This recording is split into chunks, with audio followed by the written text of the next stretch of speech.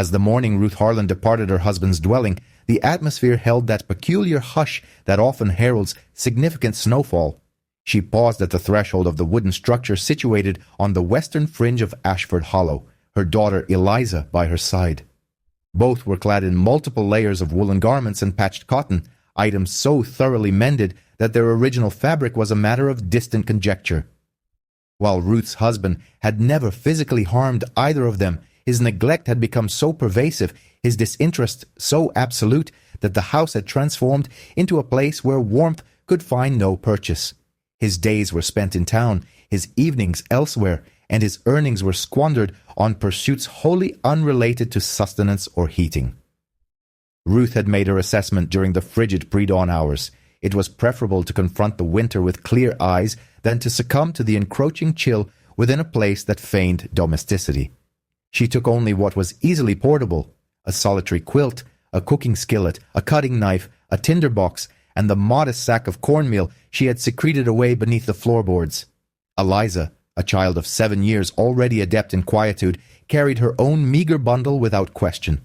They proceeded northward along the frozen, rutted track, their exhaled breaths forming fleeting white clouds until the terrain began to ascend and the trees grew denser, forming a thicket of pine and oak.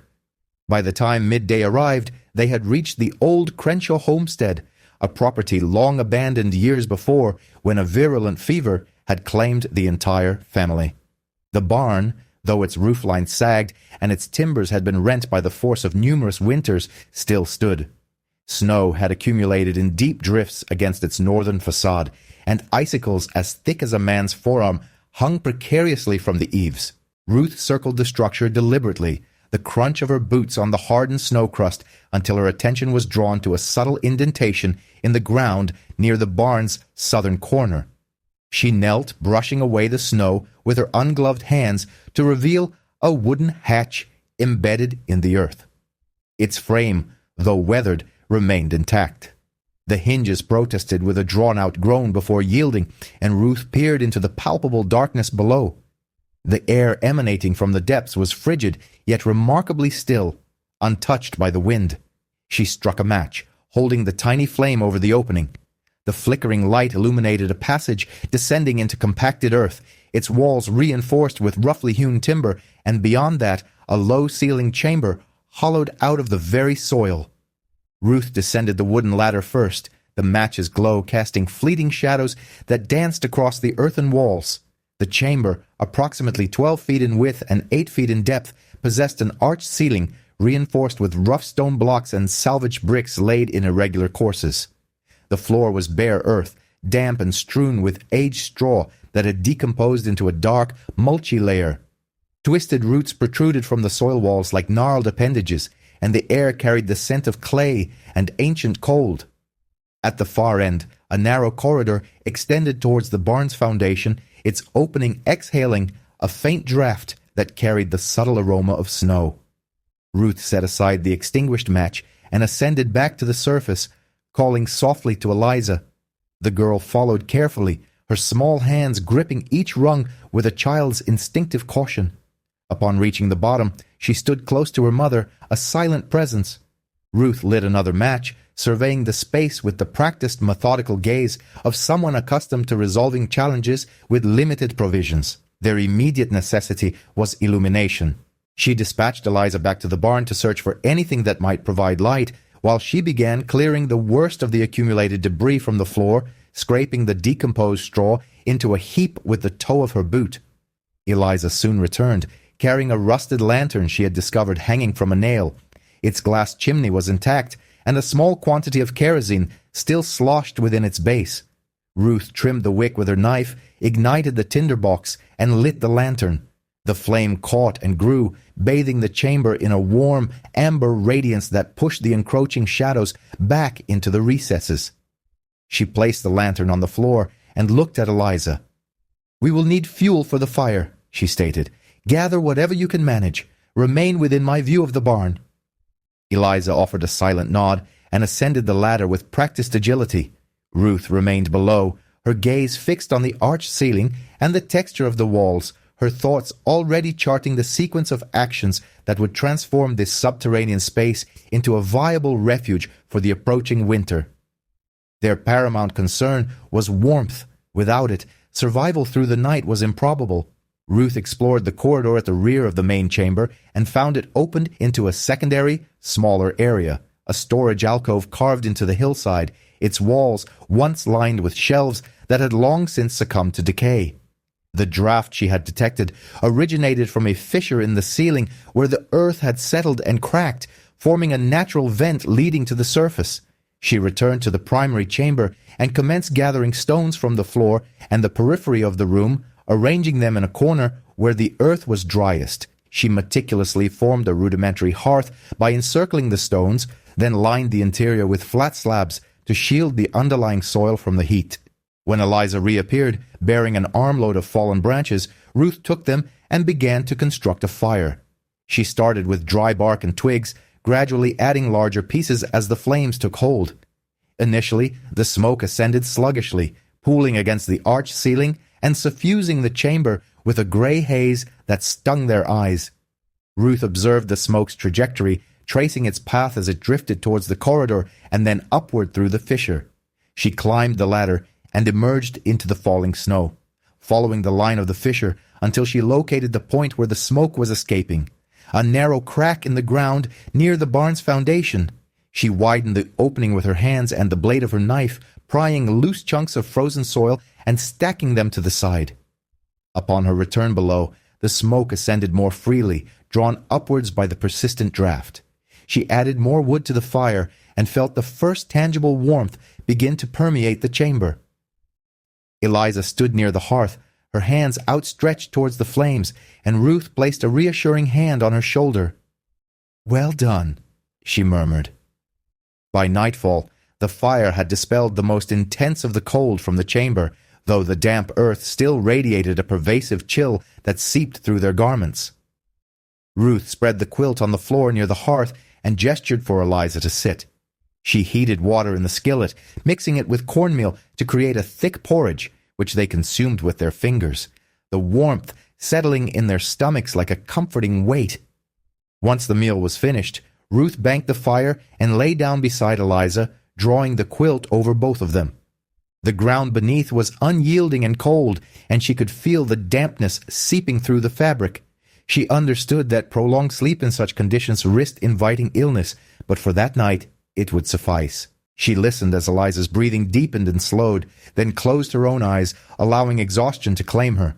She stirred once during the night to replenish the fire, and again just before dawn to inspect the smoke vent.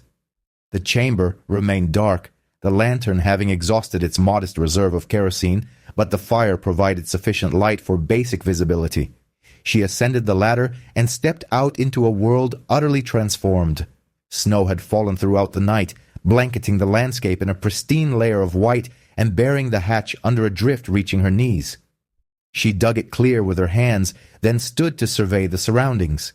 The sky was a pale, overcast expanse, and the air was so frigid it stung to inhale. She returned below and roused Eliza. "We have tasks to attend to," she announced. The girl sat up, rubbing her eyes, and reached for the rag doll she had tucked beneath the quilt. Ruth offered no admonition to leave it behind. The second day commenced with the pressing issue of the floor. Ruth had awakened with a stiff back and aching hips from the cold ground, and she recognized the immediate need for a barrier between their bodies and the damp earth. She climbed to the surface and proceeded to the barn, pushing open its sagging door and entering the dimly lit interior. The structure was in a state of disrepair, its roof partially caved in and its walls leaning inward, yet in certain sections the timber remained sound. She located a section of internal partition that had become dislodged and began to pry the planks free using the claw end of a hammer she unearthed from the straw. The wood was aged and weathered, bleached gray with time, but it was dry and free from decay.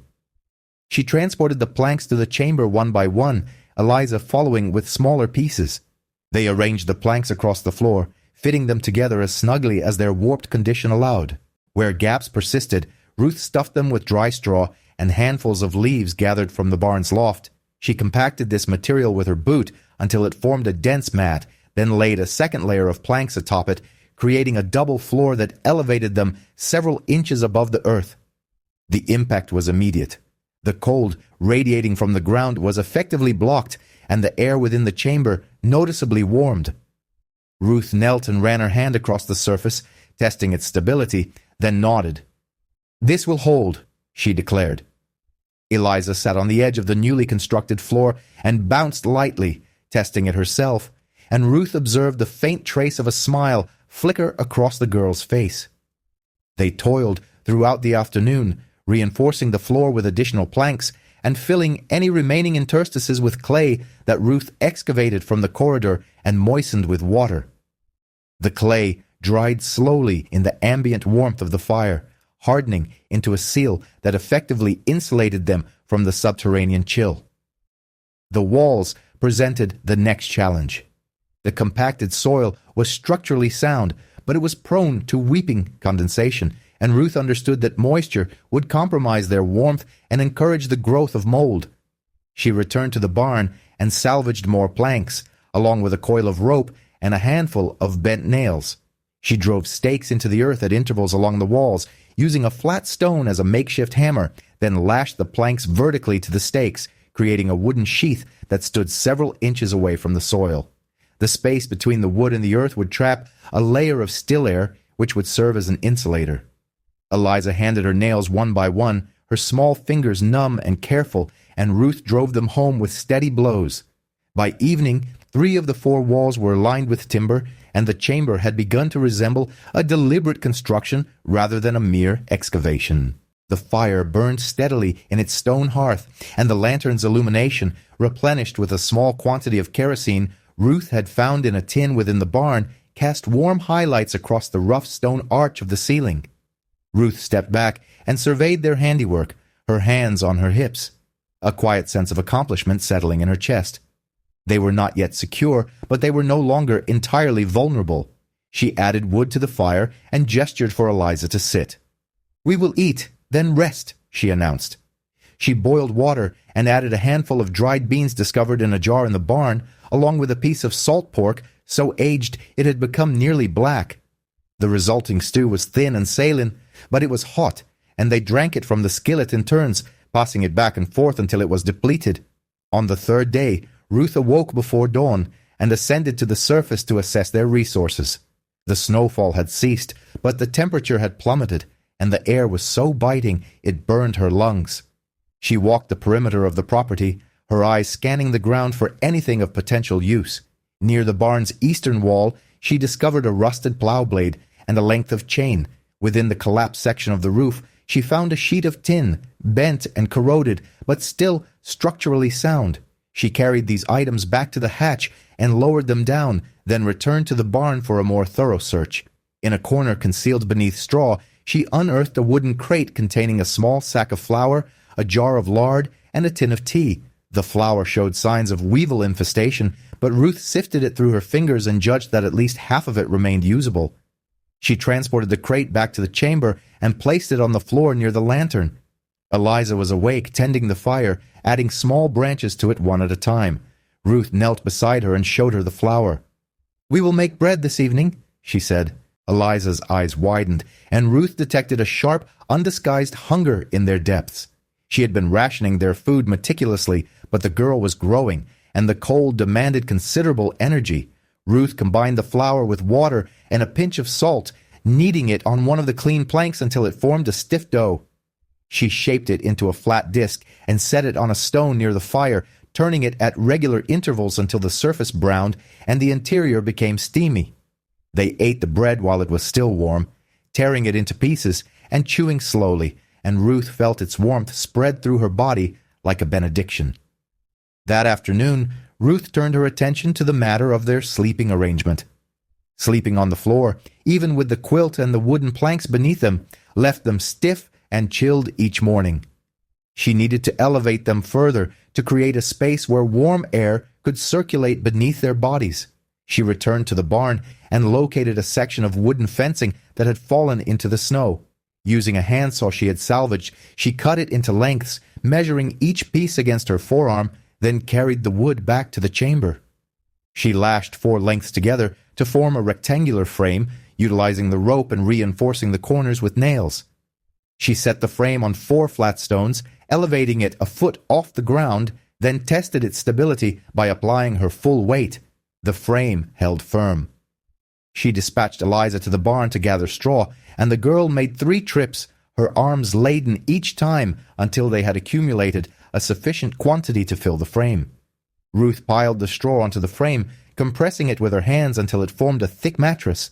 She spread the quilt over the straw, then added her shawl and Eliza's spare dress to create additional layers. The bed was rudimentary, but when they tested it that evening, the straw compressed beneath their weight and elevated them sufficiently that the cold from the floor could no longer reach them. Eliza lay down with her doll tucked under one arm, and Ruth sat beside her, adding wood to the fire and watching the shadows dance across the vaulted ceiling. The chamber was warm now, warmer than it had been since their arrival, and Ruth allowed herself a moment of quiet contentment. They had fashioned something from virtually nothing, and it was proving effective. The 4th day presented a new challenge.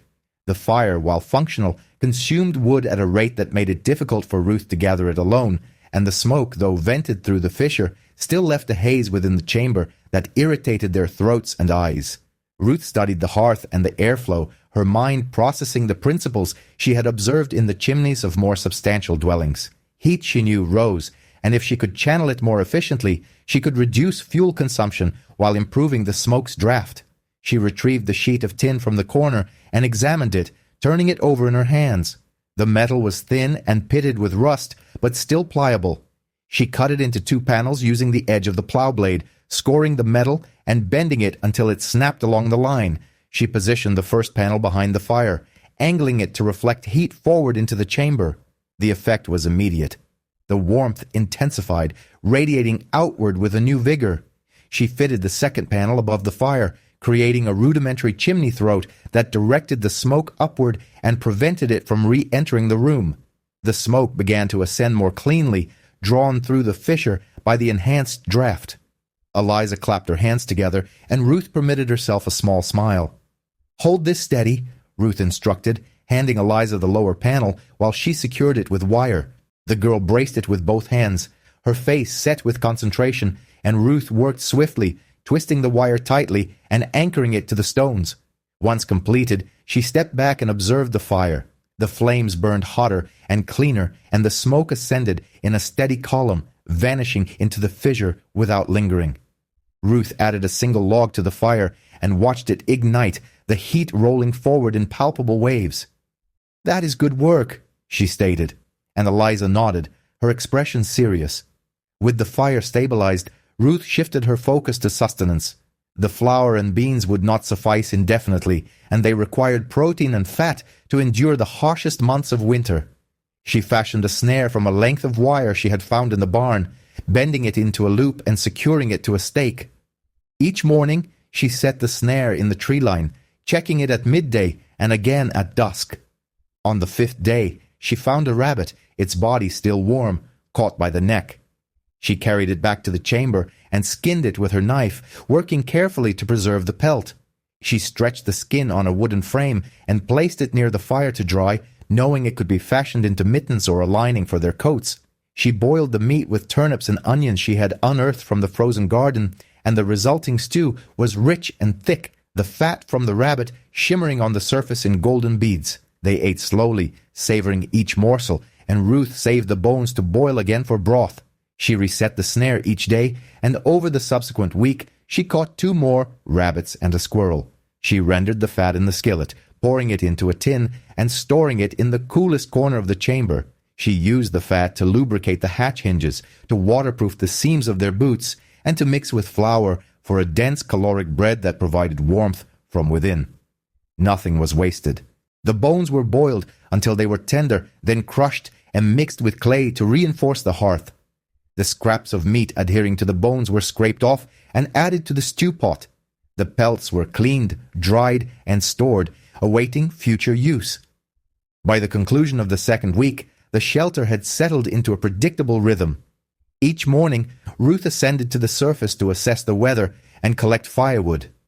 The snow had deepened, and the drifts now reached her waist in some areas, but she had learned to navigate the landscape to locate fallen wood beneath the snow and to discern which branches were sufficiently dry for burning. Eliza remained below and tended the fire, adding wood as the flames diminished and sweeping the floor with a bundle of straw tied to a stick.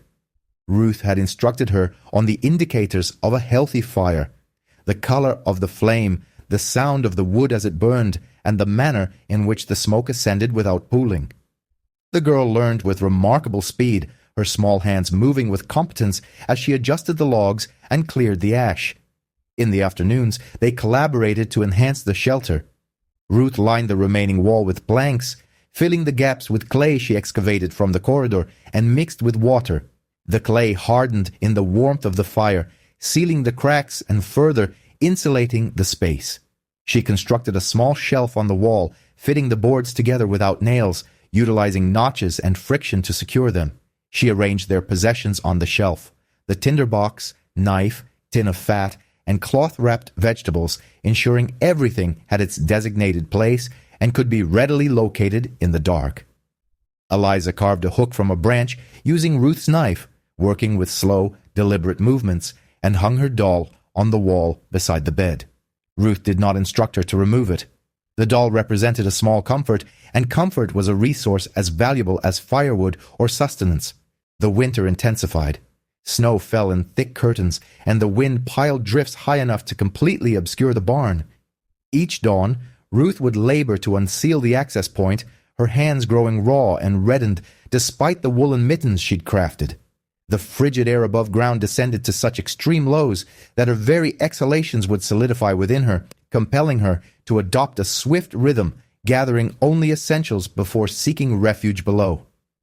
In stark contrast, their underground haven maintained a consistent climate. A perpetual blaze was fueled by the stores of timber Ruth had meticulously piled in the passageway.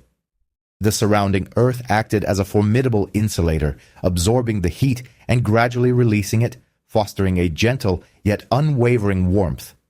Ruth gauged the ambient temperature by the sensation of the air on her skin and the dryness of the interior walls, adjusting the fire and ventilation to strike a perfect equilibrium. She explained this intricate process to Eliza as they worked, her voice a steady, guiding presence. Heat ascends, she'd impart, but the earth retains it. The soil functions as a protective layer, preventing warmth from dissipating. Eliza absorbed her mother's instruction, her gaze following Ruth's movements as she manipulated the metal sheeting and replenished the fire. "We are not battling the frigid conditions," Ruth continued. "Rather, we are encouraging it to leave us undisturbed." A subtle nod from the girl confirmed her comprehension, and Ruth perceived a burgeoning understanding in Eliza's eyes regarding the principles fundamental to their continued existence. One morning, upon ascending the ladder, Ruth discovered the hatch immovably sealed by ice. Bracing her shoulder against it, she applied pressure, but the frozen obstruction held fast. She retreated, retrieved a heavy skillet, and heated it over the flames until the metal radiated an intense glow. Carrying it back to the surface, she pressed its searing edge against the frozen perimeter of the hatch. The ice protested with a sharp hiss and began to melt, allowing her to push once more. This time, the hatch yielded.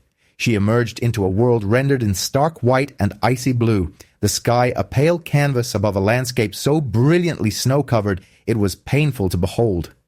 On the morning marking the beginning of their third week, Ruth ascended to the surface and observed faint plumes of smoke ascending in the distance, thin ribbons against the muted sky. Shielding her eyes, she counted 3 distinct fires, all originating from the vicinity of Ashford Hollow. She remained standing in the snow for a considerable duration, her breath misting white, contemplating the possibility of her husband being among those seeking solace beside those faraway flames.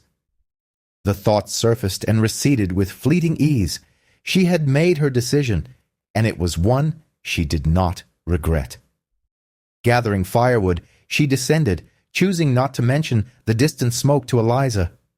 Later that afternoon, the sound of voices reached her.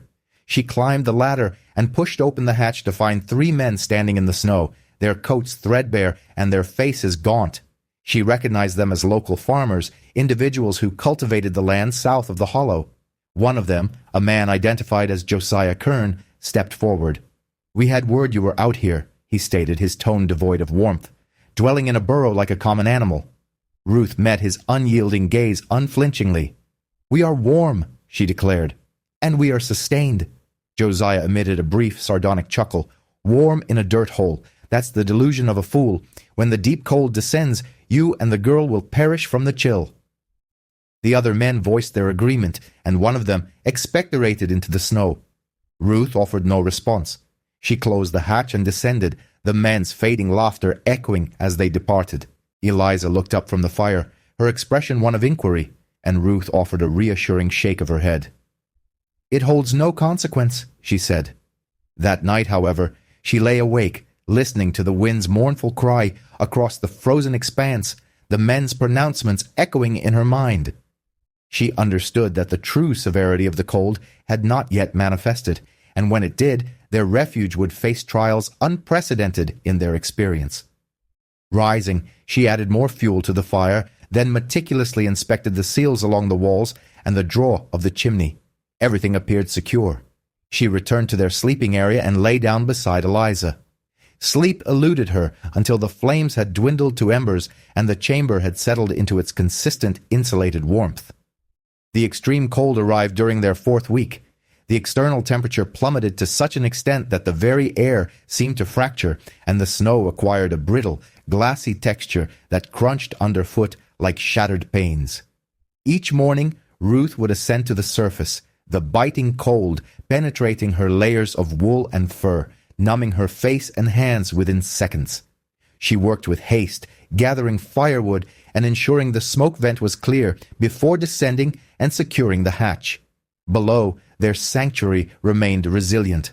The fire blazed unfailingly, its heat radiating from the stone hearth and the metal panels, suffusing the space with a dry, uniform warmth. The walls no longer wept with condensation. The clay and wooden lining had effectively sealed them, creating an atmosphere so comfortable that Ruth and Eliza could work without their heavy outer garments. Ruth had augmented their sleeping comfort with additional furs, pelts meticulously sewn together to form a rustic blanket. At night, they slept deeply, the external frigidity unable to penetrate the protective mass of earth and the layers of insulation. One morning, Ruth emerged to discover that the barn had partially succumbed to the immense weight of the snow. The roof's apex had given way, and the walls had buckled inward, yet the hatch remained accessible, shielded by the angle of the snowdrift.